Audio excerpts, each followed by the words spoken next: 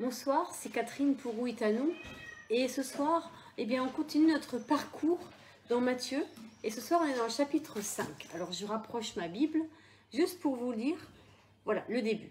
Voyant la foule, Jésus monta sur la montagne et après qu'il se fut assis, ses disciples s'approchèrent de lui.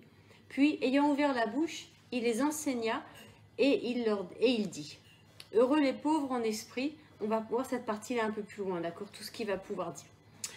Mais j'avais envie de m'arrêter sur deux mots, les deux premiers mots, voyant la foule, avoir vu la foule, s'apercevoir, savoir. Vous voyez, le mot voir dans ce passage, vous aussi dit savoir. Donc Jésus, quand il voit la foule, il sait. Il sait quoi? Eh bien, il sait tout ce qu'il va dire ensuite, que cette foule a besoin d'une parole d'encouragement, d'une parole d'espérance pour se lever et aller plus loin. C'est la machine à laver qui termine et je vais demander à Yélette, merci ma chérie, de fermer la porte de la salle de bain. Ça va, on va être moins embêtés. Donc il monte sur la montagne et j'avais envie de m'arrêter là-dessus parce que l'idée de monter sur la montagne et surtout l'idée que Jésus monte sur la montagne et qu'après il va l'enseigner, qu'après il va donner une parole à cette foule, eh bien, moi ça me rappelle Moïse. Voyez, quand Moïse monte sur la montagne pour recevoir une parole de l'Éternel et ensuite il descend de la montagne et il va donner cette parole de l'Éternel. On a là quelque chose, le même mouvement, mais il y a ici plus que Moïse, c'est Yeshua. Donc il voit la foule, il connaît, il sait de quoi elle a besoin, de cette nourriture, j'allais dire de l'esprit et de l'âme dont elle a besoin et il va lui donner. Donc il monte sur la montagne. Monter sur la montagne, dans la Bible, ça veut dire chercher une parole auprès de l'Éternel. Au fond, c'est ça. Et là, on retrouve toute la symbolique du mont Horeb où le peuple a reçu une parole de l'Éternel. Voilà. Donc il s'assoit. Ça aussi, cette expression est très intéressante parce que généralement, vous savez, quand j'ai commencé mes vidéos, enfin il y a quelque temps, quelqu'un me disait « tu devrais les faire debout ». Et il me disait, tu prêches bien debout. Et lui, c'est vrai, il a raison. Et j'ai jamais réussi à franchir le pas. Vous voyez, je le fais toujours assise. Alors, pas que je me prenne pour Jésus, ne vous inquiétez pas. Mais j'avais l'habitude de l'étude biblique, ça se fait assis. Bonsoir. Et là, je trouve qu'il y a quelque chose de semblable où Jésus est assis. Vous voyez, l'autorité, c'est pas le fait d'être debout ou d'être assis. L'autorité, c'est la parole de Dieu. Et je trouvais ça intéressant parce qu'on a vraiment dans la tête l'idée que quand on est debout, on a plus d'autorité et notre parole a plus de poids. Comme si ma position allait changer quelque chose. Alors qu'en fait, ma position ne change rien. C'est la parole qui importe. Donc c'est bien aussi d'entendre, d'être assis. C'est aussi s'effacer devant la parole. Mais être assis, il y a une autre idée aussi, c'est être assis dans les lieux célestes avec Christ. Ou en Christ, voyez. Donc c'est aussi me positionner dans cette présence du Christ. Et quand Jésus, Yeshua, il s'assoit, ses disciples s'approchent. Vous voyez l'idée. On a vraiment des idées intéressantes rien que dans cette première phrase. Il voit la foule et le verbe voir, c'est il sait de quoi il a besoin. Il monte sur la montagne, comme Moïse est monté 40 jours, chercher une parole de l'Éternel, puis il s'assoit pour transmettre cette parole. Et maintenant, on va voir qu'est-ce qu'il va transmettre. Et donc, il y a ce fameux heureux, béni, qui vient d'une racine grecque qui veut dire en marche. Alors attendez, je cherche la racine grecque en l'occurrence. Évidemment, elle ne me tombe pas sous la main comme ça. Allez, reviens en arrière, petit machin. Ah non, il veut pas. Donc, hop, je remonte un peu plus haut. Voilà. Hop, on va regarder par là. Voilà. Donc, on a effectivement cette expression « heureux ceux qui reconnaissent leur pauvreté spirituelle ». Et là, j'ai trouvé que le texte était particulièrement bien traduit. Heureux veut dire en marche, et ça a un double sens, parce que ça veut aussi dire béni. Béni. Au fond, c'est comme si Yeshua disait à ce moment-là, vous êtes bénis, vous êtes en marche vers le royaume, parce que vous savez que vous êtes pauvre en esprit. Alors le texte dit pauvre en esprit, et puis là, dans d'autres traductions, vous avez ceux qui reconnaissent leur pauvreté spirituelle. Et je trouve que c'est important d'avoir mis ça, d'avoir mis une phrase finalement, parce que pauvre en esprit, on a peut-être un peu du mal à comprendre. Reconnaître sa pauvreté spirituelle, savoir que Seigneur, eh bien ça renvoie à l'Apocalypse, Seigneur, je ne suis pas bien riche. Et puis à l'Apocalypse, il y a ce passage qui dit achète de l'or purifié. Il y a aussi dans les prophètes ce passage qui dit achète gratuitement. C'est intéressant, hein. Achète et gratuitement, ça ne va pas vraiment ensemble, mais l'idée de va chercher auprès de l'Éternel ce qu'il veut te donner pour remplir ton esprit de quoi? De la connaissance de son nom. De la connaissance de son nom. Voilà. Car heureux donc ceux, attendez, je cherche, qui reconnaissent leur pauvreté spirituelle, car le royaume des cieux leur appartient. Ils sont en route vers ce royaume, vous voyez. Savoir être pauvre en esprit, ça veut aussi dire Seigneur, enrichis-moi. Vous voyez, tout ce Seigneur, voilà où j'en suis. Aide-moi à avancer vers ton royaume. Et ton royaume, c'est la Jérusalem céleste. C'est le lieu où tu règnes, où tu es assis au milieu de ton peuple. C'est-à-dire que je puisse avancer jusqu'à cette intimité-là. Vous voyez l'idée? C'est d'être intime du Seigneur. Et Yeshua va commencer par ça. Parce qu'au fond, dans tous les besoins qu'on a, et à l'époque dont on parle là dans le Nouveau Testament, on est dans une époque où les gens quand même ont très faim parce qu'ils sont sous occupation romaine. L'occupation romaine étant une des plus terribles occupations, avec son lot d'injustice, son lot de gens tués sur des croix, etc. Vous voyez? Et là, Jésus ne va pas dire « Oh, ils ont besoin de pain ou ils ont besoin de pluie pour la récolte ». Non, ils ont besoin de l'intimité avec le Seigneur. Et je crois que c'est aujourd'hui encore notre premier besoin, notre besoin fondamental qui va nous permettre à la fois de combler les autres besoins, mais surtout ce besoin fondamental de l'intimité avec Dieu, de savoir que je suis son fils, sa fille, va me permettre d'accepter les manques, vous voyez, d'accepter le fait que j'ai pas eu dans mon enfance toute l'attention ou tout l'amour dont j'aurais eu besoin. Ça va combler le fait que je suis pas riche comme Crésus, vous voyez, parce que cette présence de l'Éternel en moi, elle me remplit tellement, elle remplit tellement mon esprit que mon âme et mon corps peuvent trouver le repos. Mais ça, c'est heureux. C'est à la fois une bénédiction qu'il faut aller chercher. C'est bien cette idée de la bénédiction qu'il faut chercher. Vous voyez, en marche. Va chercher ta bénédiction. Elle est là, elle t'attend. Va la chercher. Entre dans ta terre promise, finalement. C'est un peu ça l'idée.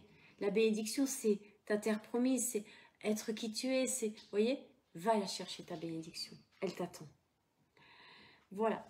Heureux les affligés, car ils seront consolés. Alors, les affligés sont ceux qui sont dans le deuil, sont ceux qui pleurent, qui sont dans le deuil, qui se lamentent. Est-ce que vous vous lamentez? Est-ce que vous êtes dans le deuil? Eh bien, sachez que vous serez consolés.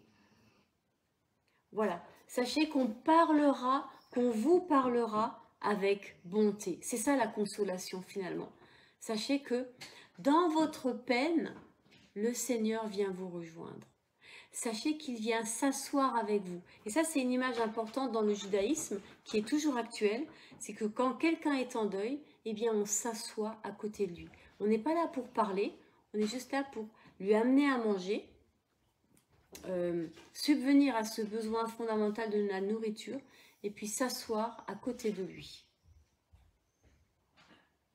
Et avoir une parole de bonté, de consolation, apaisée, être des gens apaisants.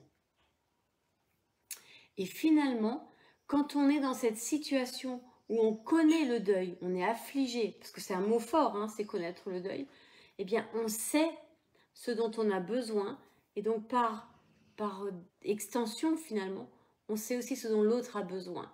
On n'a pas besoin de 10 000 paroles, mais juste que quelqu'un s'assoie à côté de moi, tienne la main et soit juste là, une présence. Heureux, alors attendez, on en est où? Heureux les affligés car ils seront consolés. Heureux les débonnaires car ils hériteront de la terre. Les débonnaires, ce sont ceux qui sont pleins de douceur. Ce sont ceux qui sont soumis. Et vous savez quoi, dans Matthieu 21, on va lire au verset 5, « Dites à la fille de Sion, voici ton roi vient à toi, plein de douceur et monté sur un âne, sur un ânon, le petit d'une ânesse. » Donc ça, c'est très intéressant parce que cette parole renvoie ou envoie à Jésus, à Yeshua, qui est plein de bonté, monté sur un ânon.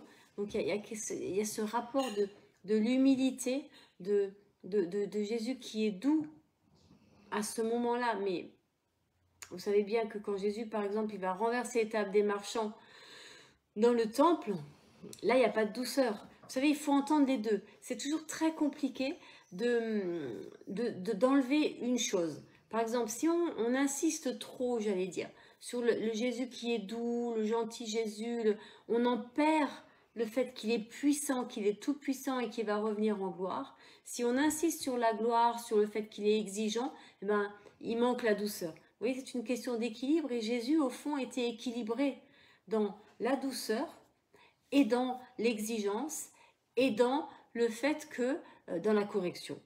Voilà, dans la correction. Parce que quand il prend les fouets, eh bien, il corrige quelque chose qui a dévié. Il dit, mon temple, ma maison, est une maison de prière pour les nations et vous en avez fait une caverne de voleurs. Vous voyez? Alors que mon temple ne devienne pas une caverne de voleurs où j'amasse tout et n'importe quoi, mais que mon temple, que ma maison reste un lieu de prière pour accueillir les nations. Alors les nations, ça veut dire le monde, c'est-à-dire pour accueillir les autres. L'autre, quel qu'il soit. Heureux, ah oui, et ils hériteront la terre. Alors ça, c'est intéressant de voir. C'est simplement le pays. Simplement le pays. Et hériter, c'est aussi prendre possession. Vous voyez, c'est intéressant parce que dans l'héritage, il y a quelque chose de passif. On est passif, on ne choisit pas de combien on hérite, ni quoi, ni voilà. Mais quand on prend possession, on n'est pas passif. Là, on est actif. Et au fond, c'est l'idée entre le Seigneur qui nous dit, voilà, j'ai un héritage pour toi, mais c'est à moi d'en prendre possession. C'est à moi d'entrer dans les promesses du Seigneur. Vous voyez, elles sont là, mais si je ne les saisis pas et si je ne les vis pas, eh bien, elles restent là, parfois peut-être comme suspendues en l'air. C'est à moi de les saisir et d'en vivre. Vous voyez, de saisir la paix, dire Seigneur, je prends ta paix et je vis ta paix. Vous voyez, je choisis de contraindre, comme disait David, son âme au calme, au repos, à la paix.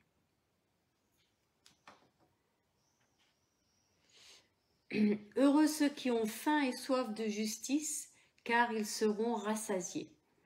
Et le mot pour justice, c'est dikaiosune. Ouais, c'est ça. Et ça renvoie au tzaddik, à la tzedaka. Le juste, c'est pas celui qui n'a commis aucune faute. Abraham était juste et il a commis des fautes, dans le sens où, à chaque fois qu'il était en danger ou qu'il se sentait en insécurité, il présentait sa femme comme sa sœur, sans préciser que c'était sa demi-sœur et que c'était son épouse aussi. Vous voyez, il oubliait la partie où elle était son épouse, il présentait que la demi-sœur. Et juste pour sauver sa vie, il disait clairement à Sarah, on va dire que tu es ma sœur parce que tu es tellement belle que je risque ma vie. Vous voyez? Eh bien, malgré tout, il est un tzaddik, injuste, parce qu'il va rétablir l'équilibre. Et en fait, le premier lieu où cet équilibre va se rétablir, c'est dans le couple même d'Abraham et de Sarah. Quand l'Éternel change leur nom et que Abraham devient Abraham, c'est-à-dire Abraham, père élevé, devient Abraham, père d'une multitude, vous voyez, c'est comme s'il descendait d'un cran. Et Sarai, qui veut dire ma princesse, devient Sarah, princesse. Elle, c'est comme si elle montait d'un cran. Et là, il y a de l'équilibre, il y a de la rencontre, et un enfant peut naître. C'est seulement après le changement de nom que l'enfant va naître. Mais il y aura un autre événement entre le changement de nom et la naissance d'Isaac, c'est ils vont rencontrer Abimelech, et Abimelech, ça veut dire mon père est roi ou le roi est mon père. Vous voyez la question de la royauté de l'Éternel qui va remettre chacun à sa place, qui va donner une dot à Sarah pour couvrir sa honte. Vous voyez vraiment une parure. C'est comme si ce roi disait, mais ma fille, je te donne à cet homme. Et comme s'il sortait d'Abraham de cette confusion entre la relation maritale et la relation fraternelle, dont tu es d'abord son mari. Et là, la naissance de l'enfant peut arriver. Mais vous voyez cette parole du Père qui remet chacun à sa place. Qui remet chacun à sa place, parce que quand Abraham arrive auprès d'Abimelech, eh ben, il présente Sarah encore une fois comme sa sœur. Alors que pour qu'elle puisse avoir un enfant avec lui, il faut qu'elle soit sa femme et pas sa sœur. Vous voyez l'idée? Là, le texte biblique est en train de dire quelque chose sur, et bien sûr simplement le fait qu'on n'épouse pas sa sœur. Je ne sais plus, là le mot m'échappe. Mais vous voyez, il y a les relations. Les relations dans le couple, ça doit être mari et femme et pas frère et sœur. Ou alors frère et sœur dans un deuxième temps, quand le couple est constitué et que la vie est là, eh bien, dans la collaboration l'un avec l'autre, et en Christ, en Yeshua, on est frères et sœurs. Vous voyez, c'est un autre niveau. Voilà. Donc Abraham et Sarah, l'équilibre vient là. Et c'est là que Abraham est un tzaddik. Un tzaddikim, c'est quelqu'un, ou des tzaddikim plutôt, sont des gens qui rétablissent la balance de la justice. Vous voyez, l'idée c'est de dire, ben, c'est pas Robin des Bois, mais il y a de l'idée quand même quelque part. Vous voyez, c'est pas on prend aux riches pour donner aux pauvres, mais on veille finalement à ce que chacun ne manque de rien. Ça va mettre une limite aussi. Je peux m'enrichir ou je peux m'appauvrir, mais pas de façon, j'allais dire, indécente. Parce que là, on est quand même dans un monde où il y a des richesses qui relèvent de l'indécence et il y a de la pauvreté qui relève de l'indécence aussi. Mais dans la Bible, l'idée c'est de limiter les choses. Donc je peux m'appauvrir, au point de me vendre comme esclave, mais au bout de 7 ans, je dois être libérée. Vous voyez, ça ne peut pas être pour toujours. Il y a quelque chose qui... Et 7 ans, il y a quelque chose qui limite les choses. Et 7 ans, dans les 7 ans, on a lié d'une formation. Donc je vais être envoyée en formation quand je suis esclave pour apprendre, au fond, à bien gérer les choses, à bien gérer mes biens. Et au bout de 7 ans, j'ai le choix, dans la Bible, soit de rester au service de mon maître et auquel cas on se fait percer l'oreille. Moi, j'ai percé l'oreille 3 fois parce que je suis esclave du Père, du Fils, du Saint-Esprit. C'était mon idée quand j'avais 20 ans. C'était quelque chose dont j'avais besoin pour me rappeler que j'appartenais au Seigneur et que je reste droite, vous voyez, avec Dieu. C'est des petites choses bêtes, mais moi, j'avais besoin de ça. Et puis, donc l'esclave se faisait percer l'oreille et alors il restait au service de son maître à vie. Voilà, il n'y a pas la Bible ne critique pas, elle dit juste qu'il y a des gens, ils fonctionnent comme ça et c'est bien. Et puis il y a d'autres gens, au bout de 7 ans, ils ont compris. Et donc ils repartent avec la mise de départ, une maison, une terre. Et puis ils peuvent recommencer et là, ne pas peut-être recommettre les erreurs du passé, etc. Ce qui est intéressant, parce que j'ai eu une discussion sur ce sujet-là il n'y a pas longtemps, c'est que quelqu'un me disait « Oh mais c'est utopique parce que personne ne part avec la même mise de départ. » Dans le sens où, eh bien, si j'ai un bout de terre en plein milieu du désert, c'est pas comme si j'ai un bout de terre autour du lac de Tibériade, qui est verdoyant et où il y a le lac, les poissons, etc. voyez. Et je me disais, c'est vrai. Et je trouvais ça intéressant parce que ça m'a fait penser à un texte de l'Évangile, vous savez, quand Jésus il parle des 4 terrains. Et au fond, il parle de ce travail. Alors, il parle du semeur qui sort semer, mais l'autre intérêt de la parabole, c'est les 4 terrains. Et de voir comment est-ce que je travaille mon terrain. Et je me disais, tiens, c'est rigolo, c'est comme si dans Josué, le texte ne parlait pas de ce travail des terrains, parce que ça, c'est quelque chose qui a eu lieu pendant les 40 ans dans le désert. Voilà, c'est une pensée qui m'est venue. Vous voyez, le côté symbolique de la chose. Dire, mais je peux semer sur mon terrain, parce que finalement, pendant les 40 ans en Égypte, la terre a été travaillée pour accueillir cette semence. Et je trouve intéressant que souvent, autour de la quarantaine, quand on arrive à 40 ans, ben, il se passe des choses dans nos vies. Vous voyez, on se remet en question. Moi, la quarantaine, on appelle ça la crise de la quarantaine, hein, c'est pas pour rien. Vous voyez, voilà, on sent qu'il y a tout un travail qui a été fait, et puis vient le temps où on peut voir pousser des choses.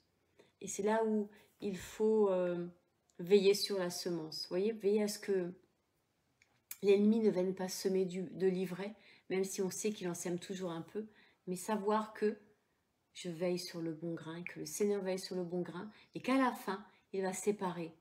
Même dans le bon grain, on enlève la balle, ce qui entoure le grain, pour arriver au grain.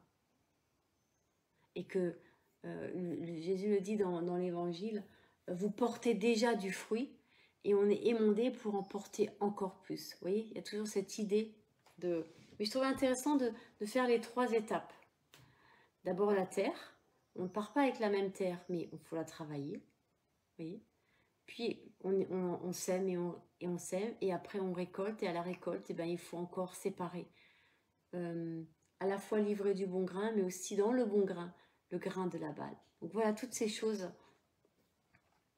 qui à la fois, on entend là, heureux, vous êtes bénis de vivre ça, même si quand le grain il est tapé, on ne se sent pas très béni.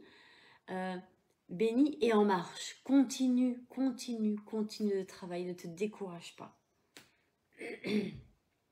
Donc voilà, faim et soif. Alors faim et soif, personnellement, moi je pense à la Sainte Seine. J'ai faim et soif de toi, Seigneur.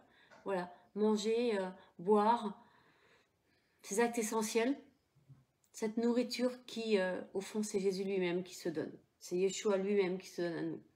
Car ils seront rassasiés. Alors, il y a un petit chat qui arrive. Heureux les miséricordieux, car ils obtiendront miséricorde. Alors, les miséricordieux, ce sont...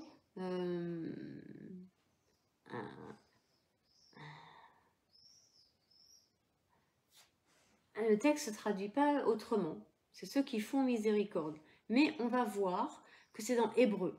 En conséquence, ça parle de Jésus, il a dû être rendu semblable en toutes choses à ses frères, afin qu'il fût un souverain sacrificateur miséricordieux et fidèle dans le service pour faire l'expiation des péchés du peuple. Ça colore le mot miséricordieux que de le trouver ailleurs et de se demander dans quel contexte il est employé et quel sens il a. Et dans Hébreu, c'est employé en parlant de Yeshua, de Jésus, qui va être rendu semblable à nous. Vous voyez, dans l'idée de miséricordieux, il y a l'idée d'égalité.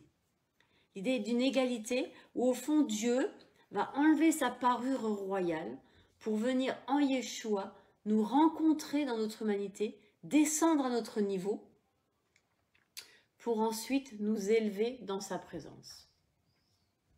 Voilà ce que fait le miséricordieux. Celui qui est miséricordieux, il vient s'abaisser vers les plus petits. Vous voyez, c'est quand on va, je sais pas moi, Mère Teresa qui va vivre sa vie en Inde avec les plus petits, qui se dépouillent, qui s'abaissent pour prendre soin d'eux et les élever, les amener à la lumière, les amener à l'amour, les ramener à la vie. Donc les miséricordieux, car ils obtiendront miséricorde. Ça, c'est quelque chose de très beau. C'est quelque chose de très beau parce que ça veut dire que au fond, on aura de la compassion, de la bonté pour eux.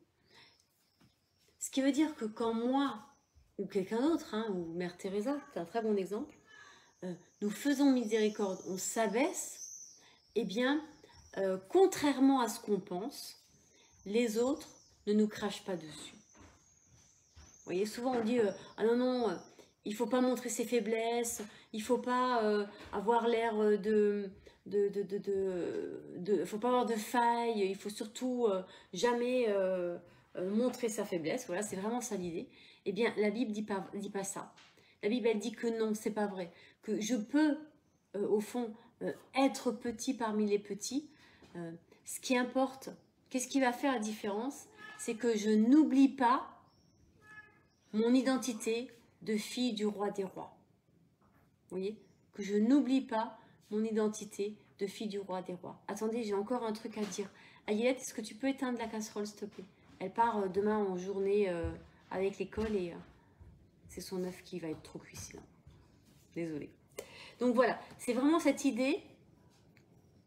Même parmi les plus petits, je reste qui je suis, à savoir une fille, un fils du roi des rois. Et c'est cette identité-là qui est construite en moi, qui va me permettre à la fois de rejoindre les plus petits et de ne pas être moqué par les autres.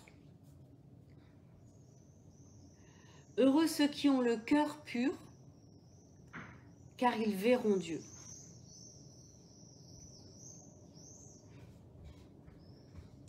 Alors, le cœur pur, le cœur, là, vous voyez, vous avez entendu que le cœur pur, jusqu'à présent, on parlait de l'esprit. Là, on arrive au cœur. Et le mot pur, c'est très intéressant, veut dire le cœur est pur parce qu'il a été purifié par le feu. La purification par le feu. Donc, heureux celui qui est purifié en lui-même. On pourrait le dire comme ça. Heureux celui qui est passé par le feu.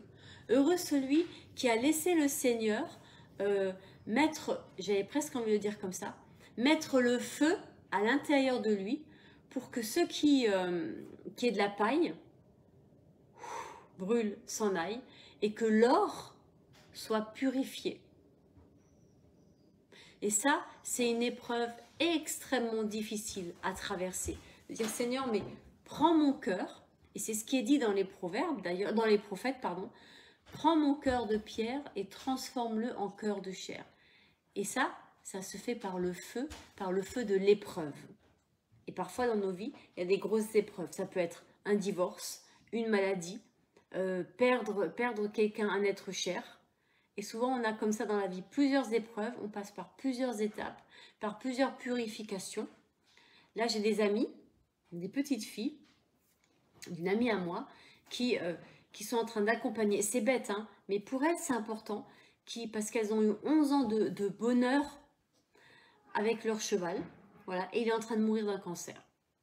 Et donc, les petites filles disaient « Oh, mais Dieu, il n'est pas juste, pourquoi il nous prend notre cheval, pourquoi il fait ça, le Seigneur, s'il nous aimait ?» Et la maman dit « Wow, wow, wow, on s'arrête. Le Seigneur sait ce qu'il fait. S'il fait ça, c'est qu'il y a une raison, même si nous, on ne comprend pas. Par contre, nous, on doit rendre grâce et dire merci pour les 11 années de bonheur qu'on a eues avec ce cheval. » Et comme c'est une amie, je la connais un peu, enfin, la connaissais, bien, elle a bien failli ne pas pouvoir le garder, son cheval, à cause des situations de la vie, hein, des événements de la vie. Et il y a eu une grâce incroyable, c'est qu'à chaque fois qu'elle a cru qu'elle allait devoir le vendre, eh bien, par un moyen, d'une manière ou d'une autre, elle a trouvé un lieu pour pouvoir le mettre, le garder, pour trouver un moyen de s'arranger pour que... Et elle n'a jamais donné son cheval. Et c'est vraiment une grâce du Seigneur, hein, parce que je sais que nombre de fois, elle m'en a parlé, on a prié pour ça. Et il y a eu la grâce. Ça s'est toujours joué à 3 fois rien. Hein. Et là, encore une fois, il n'y a pas très longtemps, elle a trouvé un prêt, etc. Et puis, elle donne des cours et ça permet de payer la pension. Enfin, voilà, vous voyez, des arrangements qui font que là, il y a quelque chose qui relève de la grâce. Donc, vous voyez, heureux ceux qui ont le cœur pur, voilà, d'avoir le Seigneur, je m'en remets à toi dans mes émotions et d'apprendre à gérer ces émotions devant le Seigneur et et que ce cœur, que ces émotions, elles passent par le feu. Par quel feu? Le feu de la parole. La parole, c'est la Bible. Voilà, c'est pas une parole prophétique, parce que, attention, il y a un certain prophétisme qui est très émotionnel et qui va caresser les gens dans le sens du poil et qui n'est pas biblique. Si vous voulez savoir, avoir une parole qui soit vraiment prophétique et savoir si c'est une parole prophétique, en fait, c'est très simple. Jésus, quand il a une parole prophétique pour quelqu'un, souvent c'est suis-moi et meurs à toi-même. Vous voyez, l'idée du prophétique chez Jésus, c'est meurs à toi-même, passe par le feu et suis-moi. Ça promet pas la BMW, ça promet pas la Rolex, ça promet pas la maison sur la lune. Vous voyez, ça veut dire, voilà une parole pour toi, meurs à toi-même, obéis, renonce à ton péché et suis-moi. Ça, vous pouvez être sûr que c'est prophétique, c'est une parole du Seigneur. Prophétique voulant dire une parole qui vient du cœur du Père. Et le cœur du Père, il ne s'intéresse pas tellement à la Rolex, à la BMW ou à la maison en Suisse ou à je ne sais quoi. Lui, c'est quel est l'état de ton cœur et il vient le purifier par le feu de l'épreuve. Vous voyez, on est vraiment dans autre chose. Mais ça c'est biblique et ça, c'est prophétique. Ceux qui ont le cœur pur, qu'est-ce qui va leur arriver? Car ils verront Dieu. Et le mot en grec est intéressant parce qu'il va plus loin. Il va dire car ils pourront le regarder. Et il y a deux sens. À la fois, nous pourrons, ceux qui ont le cœur pur, alors je ne dis pas que j'ai le cœur pur, si je passe par l'épreuve, si j'ai le cœur pur, je passe par l'épreuve. Donc on peut le voir, le regarder, le contempler, et Dieu va se laisser voir. Il va nous apparaître. Vous voyez, ça va dans les deux sens. Parce que si je vois le Seigneur, c'est bien parce qu'il se laisse voir. Et ça veut aussi dire que Dieu ne se laisse pas voir à n'importe qui. Que Dieu va se révéler dans l'intimité. Que Dieu va se révéler dans le feu. Et d'ailleurs, ça me fait penser à Élie, au Carmel, dans sa caverne, quand le tonnerre et toutes les choses difficiles passent, toutes les épreuves, tout le feu, et Dieu vient dans le murmure doux et léger. Alors, réjouissons-nous de l'épreuve, réjouissons-nous du feu. Quand on a l'impression qu'on meurt et que tout part, mais réjouissez-vous, ça veut dire que vous avez le cœur pur. Et ça veut surtout dire que le Seigneur a envie que vous le voyez. Ça, c'est une super bonne nouvelle. C'est-à-dire que le Seigneur est en train de vous préparer pour le rencontrer, pour le voir. Ça ne veut pas dire que vous allez mourir, c'est-à-dire que vous allez voir le Seigneur. C'est quand même formidable. Vous êtes bénis. Ah bah tiens, ça dit bienheureux. Vous voyez comme c'est fort ce mot bienheureux, vous êtes bénis et ça vous met en marche. Il y a vraiment ces deux dimensions. Alors, ensuite, les suivants sont heureux ceux qui procurent la paix, car ils seront appelés fils de Dieu. La paix, c'est pareil. C'est un mot qui vient de l'hébreu, c'est shalom. Et shalom, dans l'idée de shalom, il y a l'idée d'être complet. Dans l'idée de shalom, et c'est là qu'on revient au début de notre passage, à savoir, Jésus, il monte, il voit la foule et il voit ce qui est en elle, il voit son besoin. Eh bien, l'expression shalom veut dire que c'est la plénitude. Et la plénitude, ça veut dire que mon être intérieur correspond à mon être extérieur. Est-ce que ça vous est jamais arrivé d'avoir l'impression qu'à l'intérieur, il se passe des choses et que l'extérieur, il se passe autre chose? Eh bien, je vous rassure, vous n'êtes pas schizophrène. Vous n'êtes simplement pas en accord avec vous-même. Vous êtes simplement en train d'être purifié, phrase d'avant. Vous êtes simplement, le Seigneur est en train de faire ce travail pour mettre en adéquation l'être intérieur et l'être extérieur. Vous voyez, donc c'est simplement cette phrase quand on dit bonjour, bonjour, comment ça va? Et on répond ça va, ça va, ça va. Oui, oui, ça va bien. Oui, oui, ça va bien. Et à l'intérieur, on est juste en train de pas être bien du tout. Vous voyez? Et le Seigneur va travailler cette adéquation jusqu'à ce qu'on puisse dire tu sais, non, ça va pas trop, mais tu peux rien faire, t'inquiète pas. Voilà, c'est ça finalement, dire non, en vrai, ça va pas, mais là, toi, tu peux rien faire. Ou prie pour moi simplement. Mais vous voyez, mais d'être en vérité Dire, mais tu peux rien faire, je suis en train de passer par l'épreuve, tout va si bien, tout va bien se passer. Mais là, c'est un peu dur. Vous voyez? Cette adéquation. Il y a des choses plus graves que ça, mais je prends des choses un peu légères pour pas être grave dans les choses que ça signifie. Donc, procure la paix. N'oublions pas que la paix, c'est shalom et c'est la plénitude. C'est l'adéquation entre l'intérieur et l'extérieur. Ça, c'est important parce que shalom, on l'a réduit ce mot finalement à l'absence de guerre. Et c'est pas ça du tout que ça dit. Parce que vous verrez la suite, il n'y a pas d'absence de guerre du tout. Regardez. Et donc, quand on est dans cette... Ben voilà, pardon.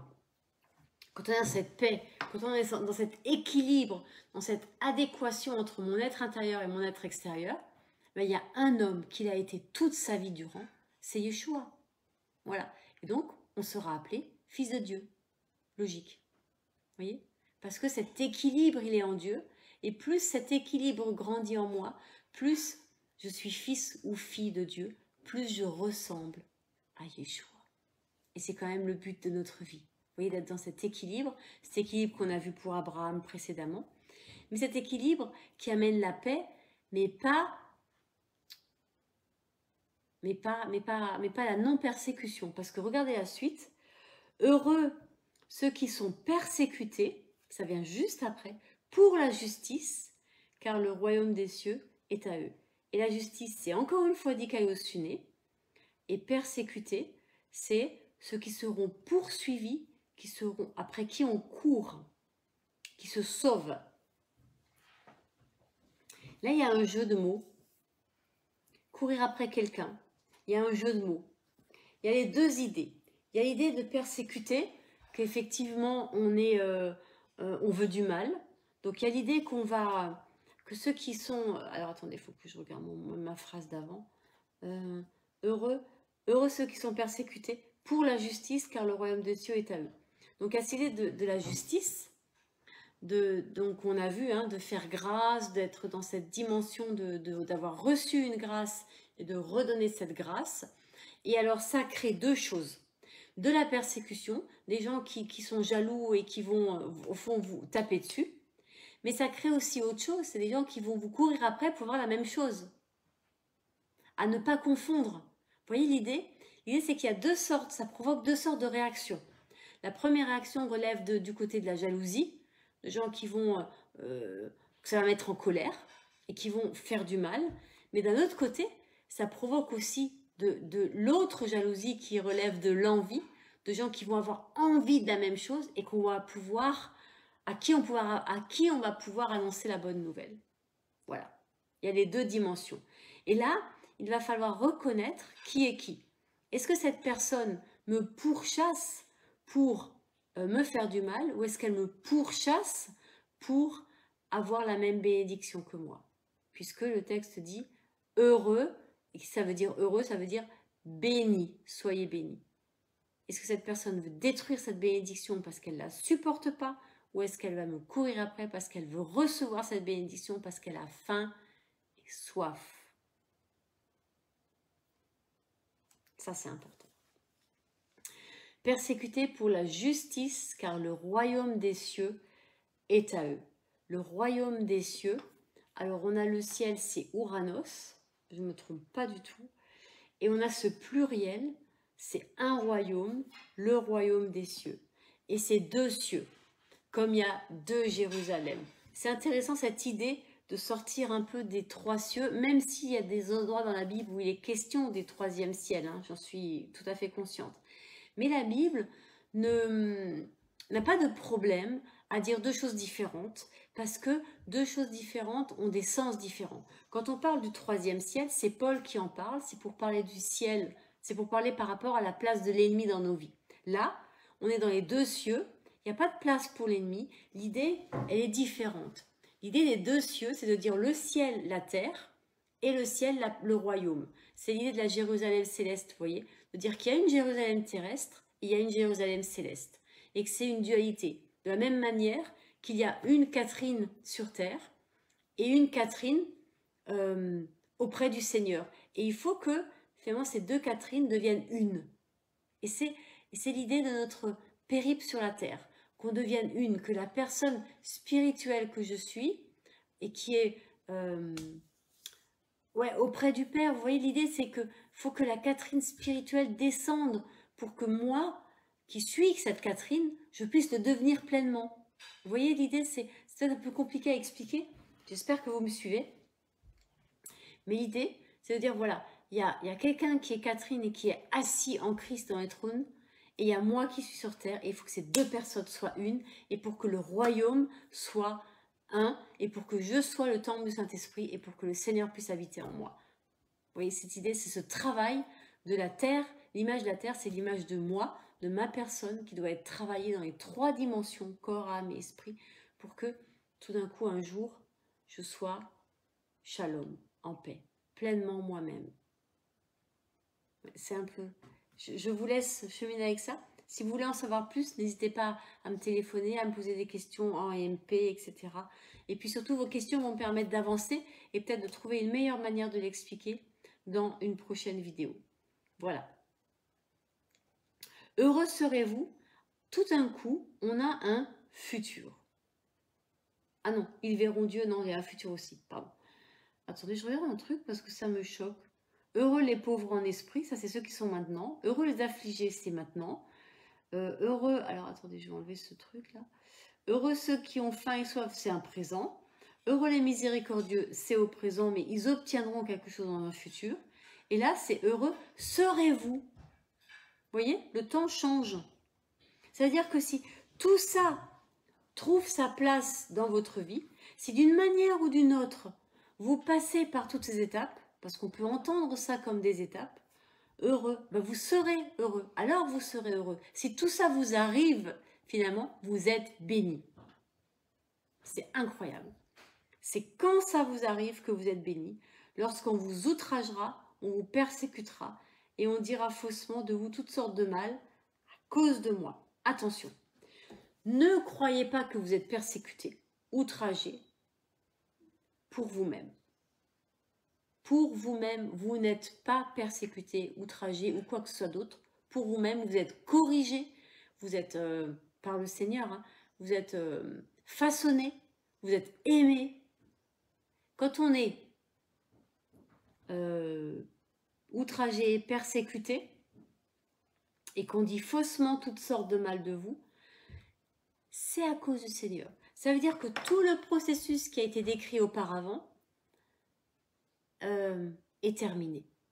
Ce qui est une extraordinaire bonne nouvelle, c'est-à-dire que ce processus ne se termine pas au ciel, mais se termine ici sur la terre, et qu'alors, quelque part dans Paul c'était fini, quelque part en Pierre c'était fini à un moment ou à un autre de leur parcours, et ils sont devenus des témoins, ils ont tellement porté la présence de Dieu, que quand Pierre passait dans les rues, son ombre guérissait les malades. C'était fini quelque part ce processus en Moïse, puisque quand il sortait de la présence de Dieu, il fallait qu'il mette un voile, tellement il rayonnait de la présence de l'Éternel. Mais ça n'empêche pas que c'était en processus, puisque tous ont continué à grandir dans l'obéissance. Et j'ai vraiment envie de le dire comme ça. Je ne veux pas dire qu'ils ont continué à pécher, non, mais ils ont tous continué à grandir dans l'obéissance. C'est-à-dire qu'il y a eu des ratés, il y a continué. On arrivera, on ne sera jamais parfait dans le sens humain du terme, à savoir à ne pas commettre d'erreurs. C'est pas ça la perfection. La perfection, c'est Christ en moi.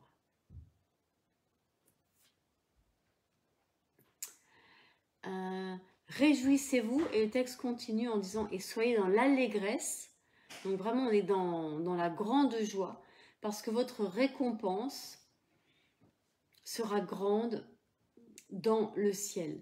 L'idée de la récompense, c'est l'idée de la rétribution. C'est-à-dire que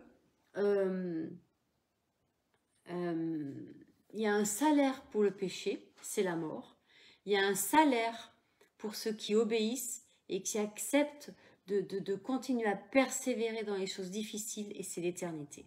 C'est la présence éternelle avec le Père. Donc ne croyons pas que ma récompense va consister à avoir au ciel le château. De toute façon, moi je suis convaincue que que le jour où je suis devant le Seigneur, j'aurais plus du tout envie d'avoir un château. C'est ici sur terre que j'ai envie d'avoir un château.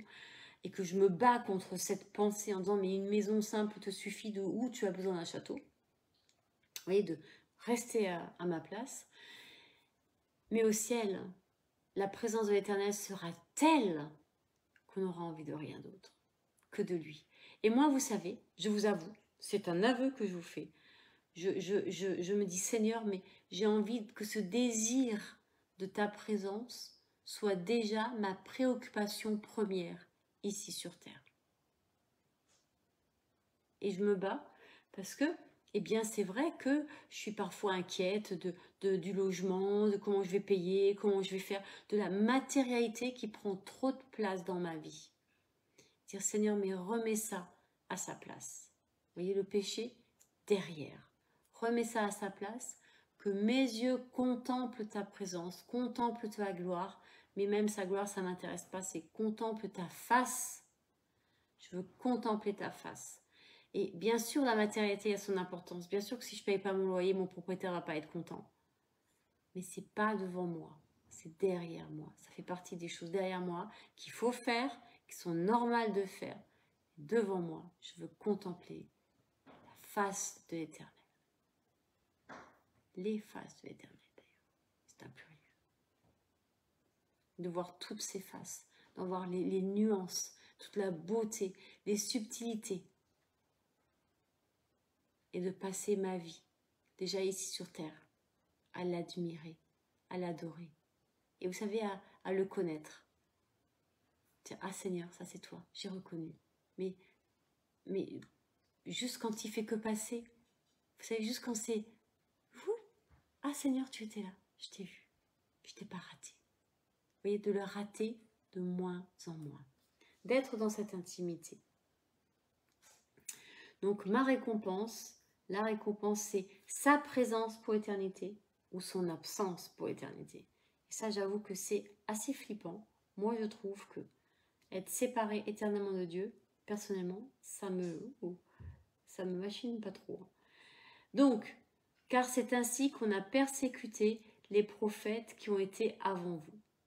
C'est ainsi qu'on a couru, qu'on a poursuivi, c'est le même mot. Donc, il y a ces deux sens. À la fois qu'on leur a couru après parce qu'on voulait une parole de l'Éternel et voilà. Mais à la fois, on les a persécutés dans l'idée de s'en débarrasser. Regardez Jérémie, par exemple, qui a été persécuté. Élie aussi, qui a été persécuté. Vous voyez cette idée? Mais ils n'ont pas été persécutés pour eux-mêmes. Ils ont été persécutés parce qu'ils portaient cette parole de l'Éternel. Vous voyez vraiment, il faut qu'on se sorte de la tête qu'on est persécuté ou que l'ennemi nous attaque. Non. L'ennemi ne nous attaque pas. On n'est pas persécuté par les gens non plus. Sauf quand on a une parole de l'Éternel. Alors là, l'ennemi se déchaîne et là, les gens aussi, d'une manière ou d'une autre, ils se déchaînent. Mais c'est quand cette parole de l'Éternel, j'allais dire, elle est là, quoi. Autrement, non, pour ma petite personne, personne ne va me persécuter. Hein. Et personne ne vous persécutera. Vous pouvez vraiment vous sortir ça de la tête. Par contre, la présence de l'Éternel en vous, ça oui. Mais ça se voit. Et vous savez, les premiers à le voir, ce sont toujours les enfants. Et les enfants, alors, ils s'attachent à vous. Ils disent, mais moi, je veux rester avec toi parce que toi, tu es différente. Parce qu'il y a quelque chose en toi. Et c'est ça qu'il faut. Moi, c'est ma plus grande joie quand un enfant vient me dire, toi, tu es différente. Je me dis, merci Seigneur, parce que c'est que toi qui fait que je suis différente. C'est que toi. Alors, on va s'arrêter là. On va continuer lundi prochain sur le reste du chapitre. Il y en a encore un bon morceau, mais on a pris bien du temps parce qu'on n'est pas pressé, il n'y a pas le feu. Et c'est bien de s'attarder sur les mots, sur les idées, de les faire jouer et de se dire, mais ce passage-là est un ensemble et je veux tout. Je veux tout. Et vous? Seigneur, on veut te remettre ce moment, on veut te remettre qui on est, nos personnes. Viens habiter en nous par ton Saint-Esprit. Amen. Soyez bénis. Et à mercredi pour la récap de dimanche et vous verrez, c'était vraiment chouette ce qu'on a vécu. À bientôt. Au revoir.